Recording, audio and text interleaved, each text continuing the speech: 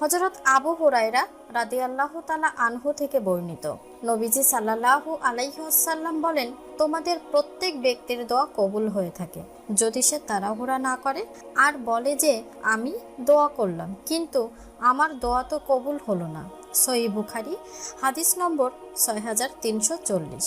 অপর একটি হাদিসে আছে, হযরত জাবির রাদিয়াল্লাহু তাআলা আনহু বলেন, আমি নবীজি সাল্লাল্লাহু আলাইহি ওয়াসাল্লামকে বলতে শুনেছি, কোনো ব্যক্তি মহান আল্লাহর কাছে কোনো কিছু প্রার্থনা করলে মহান আল্লাহ তাকে তা দান করেন অথবা তদানুযায়ী তার থেকে কোনো অমঙ্গল প্রতিহত করেন, যতক্ষণ না সে কোনো পাপাচারে লিপ্ত হয় বা আত্মীয়তার সম্পর্ক ছিন্ন করার জন্য দোয়া করে। তিরমিজি।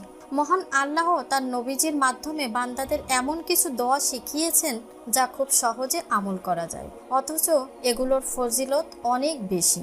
এগুলো এমনই দোয়া যা পড়লে জান্নাত আবশ্যক।